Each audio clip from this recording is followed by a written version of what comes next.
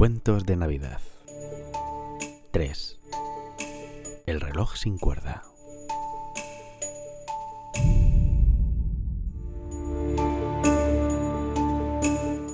En Whitechapel, muy cerquita de la calle Fashion, allí donde el aire olía a hollín, ropa húmeda y col hervida, había una diminuta tienda que hacía tiempo que parecía abandonada. Se trataba de un local pequeño, con un escaparate estrecho, una diminuta campanilla de latón en la puerta y un letrero descolorido que rezaba Hargrove, relojería y autómatas.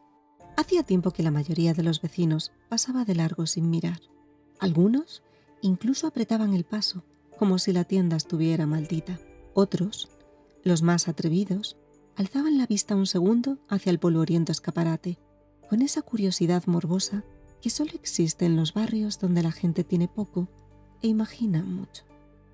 De todos era sabido que en lo alto de aquella sucia, oscura y pequeña tiendecita vivía el relojero, el que nunca sonreía, el que nunca salía. Sin embargo, esto no siempre fue así. Hubo un tiempo en que el señor Hargrove, Edgar, aunque casi nadie lo llamaba ya por su nombre, era conocido, sí, pero no porque fuera hosco, sino por algo más extraño. En el barrio, el relojero era conocido por ser el marido de Margaret. Maggie Hargrove había sido el sol en un barrio gris. Era la mujer que prestaba un puñadito de sal a las vecinas más humildes, la que cosía un botón sin pedir nada a cambio, la que se asomaba a la ventana para felicitar a los niños por sus zapatos nuevos, aunque fueran heredados. También era la primera en poner una olla de caldo a hervir si algún vecino estaba enfermo, la que dejaba un mendrugo de pan en el alféizar por si alguien lo necesitaba, y la que contaba los mejores cuentos a los chiquillos del barrio al amor de la lumbre en la destartalada trastienda. Todos la querían y nadie entendía cómo una mujer así había elegido un hombre tan serio. No es malo, decían, es que parece una figura de madera, un hombre de palo. Margaret se reía cuando se lo insinuaban. No está hecho de madera, respondía con su habitual sonrisa afable. Es que la gente le da miedo, y el miedo, si lo tratas con ternura, siempre se ablanda. La gente nunca replicaba, porque Margaret tenía esa forma sencilla de decir verdades como quien ofrece té caliente. Pero hace unos años, Margaret falleció, y en ese momento el barrio entero sintió que el invierno se les había metido en los huesos. La suya no fue una muerte escandalosa.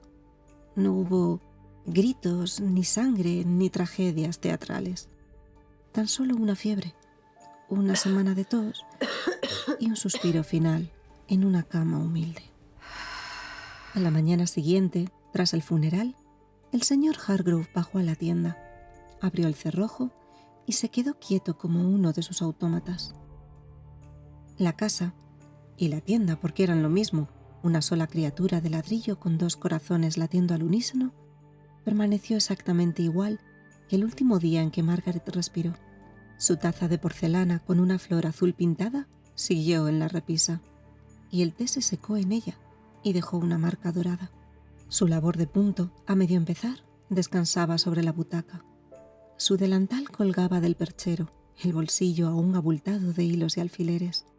Edgar Hargrove no movió nada. No porque no supiera limpiar, ni le gustara tener la tienda recogida.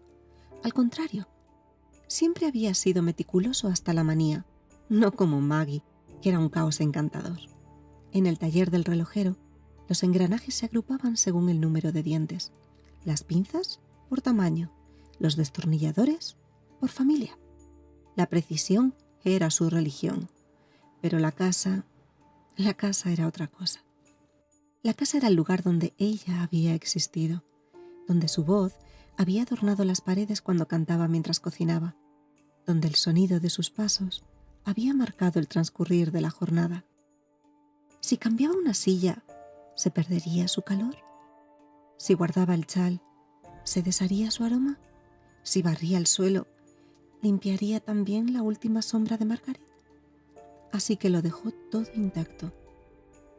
Y el polvo, paciente como el tiempo, empezó a posarse capa a capa sobre la memoria. La gente dejó de acudir a la tienda. Al principio, alguno todavía llamaba a la puerta. Una vecina con un plato de sopa, un hombre con una botella de licor hecho en casa, alguien que saludaba y decía: «Si necesita usted algo». Edgar abría apenas una rendija, lo justo para que se viera un ojo gris y un poco de su cara demacrada. «Gracias», susurraba. «No es necesario». Y cerraba. Con el tiempo, dejaron de insistir. No por crueldad, más bien por respeto. O por cansancio. O porque en Whitechapel no hay demasiado sitio para los que se demoran en sus sentimientos. Pasaron los meses. Luego, los años. La tienda seguía abierta porque Edgar no sabía ser otra cosa que relojero. Y en esto era el mejor.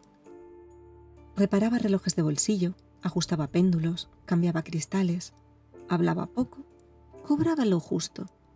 Y aún así, lo miraban con recelo.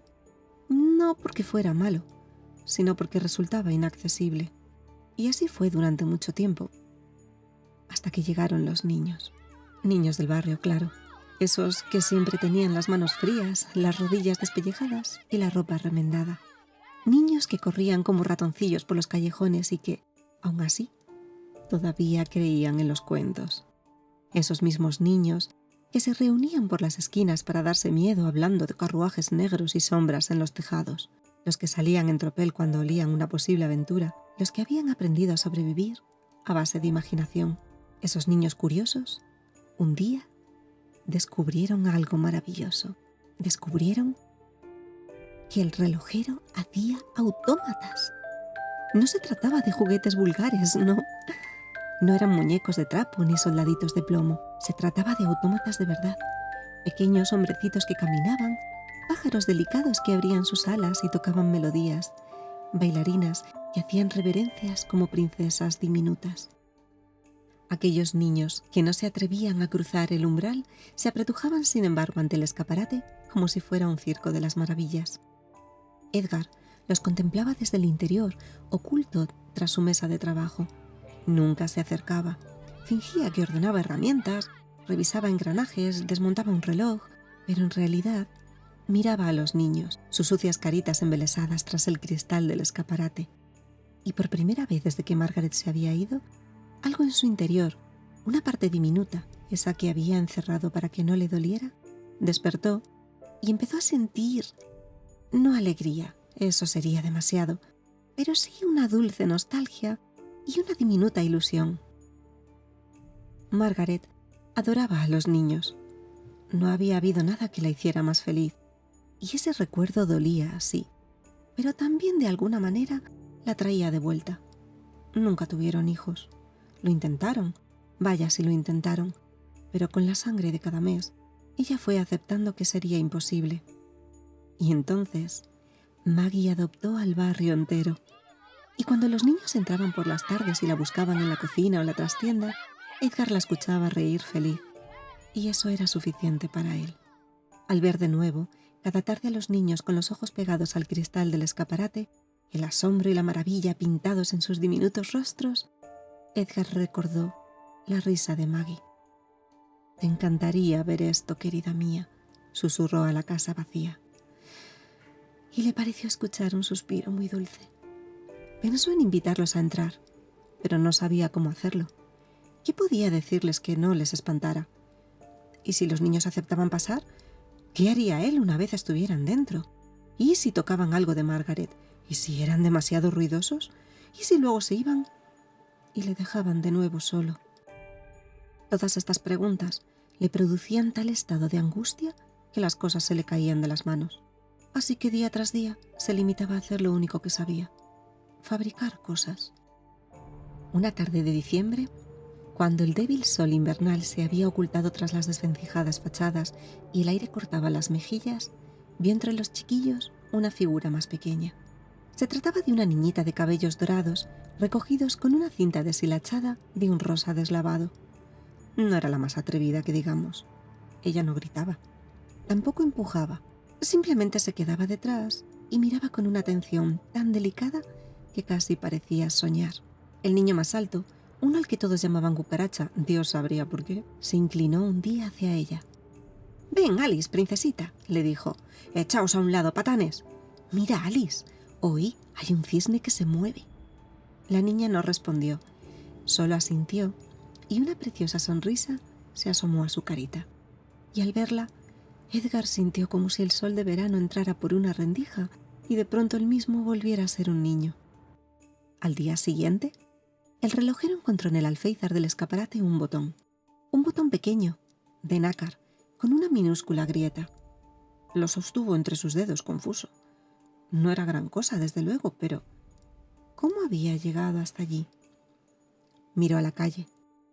Justo al otro lado, pegada a la pared, estaba aquella niñita. Cuando vio que él la miraba, se encogió como un pajarillo asustado, pero levantó una mano tímida. Fue el saludo más pequeño del mundo. No supo por qué, pero el relojero le devolvió el gesto. Y también fue un saludo diminuto. Pero la niña sonrió un instante y se fue corriendo. Esa noche, Edgar no pudo dormir. Se levantó antes del alba y bajó al taller. Encendió la lámpara, se sentó ante su mesa, esa mesa que Margaret solía recoger mientras le decía que debía dejar de trabajar tanto, que necesitaba comer algo más que pan mojado en sopa. Buscó en un cajón y encontró una cáscara de nuez. La había guardado, no sabía muy bien por qué. Por capricho, porque su forma era perfecta. Con el botón de nácar, un trocito de hilo, un pedacito de metal y mucha paciencia, fabricó una miniatura, una barquita diminuta que se balanceaba al empujarla con una delicada vela de tul que parecía hincharse sola. La dejó en el alféizar y esperó. Al atardecer, los niños volvieron a reunirse y la pequeña Alice estaba entre ellos. Todos empujaban, reían, hacían comentarios. «¡Mira! ¡Una barca! ¡Oh! ¡Se mueve sola! ¡Qué cosa más rara!». Pero ella se quedó atrás, observando en silencio, sus grandes ojos atentos al juguete. Cuando al fin los otros se dispersaron, Alice se acercó tímida. Cogió la barquita con las dos manos, con un cuidado reverencial, y dejó algo en su lugar. Un trocito de vidrio verde, pulido por el río, como una lágrima de sirena. Así empezó todo, día tras día, semana tras semana. Él dejaba un ingenio, un huevo pintado con estrellas, una cajita de cerillas convertida en un escenario de teatro, un pájaro de latón que batía las alas 3 veces si lo tocabas en el punto exacto. A cambio, ella dejaba un tesoro, una cinta, una pluma, una piedra blanca con forma de corazón. ¿Y Edgar? Edgar usaba esos nada para fabricar algo y empezó a despertarse con una ilusión, un entusiasmo totalmente nuevos, hasta que una mañana, al bajar a la tienda, encontró el desayuno preparado. No era un festín, el desayuno habitual, pan tostado, un poquito de manteca y una taza de té humeante. El relojero se quedó de pie, inmóvil, atónito. «No puede ser», se dijo. Miró a su alrededor. No había nadie, solo el silencio, el polvo y el aroma del té. Ese día, al subir al dormitorio, encontró su ropa doblada en una silla, como ella lo hacía cada noche. Al día siguiente, la mesa de trabajo estaba recogida. Las herramientas alineadas con esa precisión amorosa que no era la suya, sino la de Margaret, que no diferenciaba los tornillos y los ponía todos juntos en una cajita.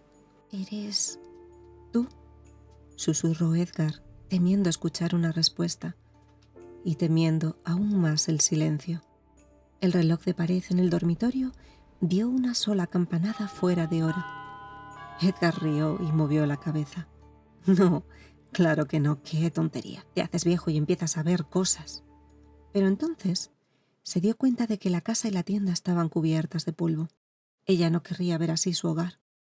Así que empezó a limpiar. Al principio, muy despacio. Quitaba el polvo con un paño suave. No movía nada, solo devolvía el brillo a los muebles, el color a los cuadros. Luego, un día, se atrevió a mover una silla. Un palmo. Nada se rompió. La casa no se desmoronó. Y el recuerdo no desapareció. Esa noche, la lámpara del vestíbulo parpadeó 2 veces. El reloj repicó alegremente y la chimenea se encendió caldeando la casa. Y él siguió trabajando incansable, ilusionado, y sintió que su casa volvía a ser un hogar. Y entonces, una mañana, corrió un rumor en el barrio. El relojero había puesto una maravilla en el escaparate. Edgar había trabajado sin descanso toda la noche. Tenía las manos sucias de grasa, los ojos cansados, pero estaba despierto. En el escaparate, con un fondo de papel azul oscuro brillante, había creado una escena. Una calle nevada en miniatura, como aquella de su tienda. El mismo farol, el mismo banco, el mismo árbol raquítico. Y en medio, un autómata pequeñito, un hombrecito de palo, vestido de relojero que le ofrecía la mano a una mujercita con un delantal inmaculado. Al girar la manivela, la pareja bailaba lentamente, y una melodía de caja de música, tan dulce como un suspiro de amor, se escapaba por las rendijas del ventanal. Los niños se quedaron embobados. Alice estaba detrás, como siempre, y contemplaba la escena con los ojos enormes y brillantes. Cucaracha le puso una mano en el hombro. ¿Te gusta?, le preguntó. Alice asintió, pero no miraba a los muñecos. Miraba la puerta. Edgar los observaba desde la penumbra tras su mesa, con el corazón en un puño. «Entrad», quería decir. «Entrad, por favor. No tengáis miedo. No soy un ogro, solo no sé qué decir». Y entonces tuvo una idea. No podía presentarse así. ¿Qué diría Maggie si lo viera todo despeinado, las manos sucias de tanto trabajar?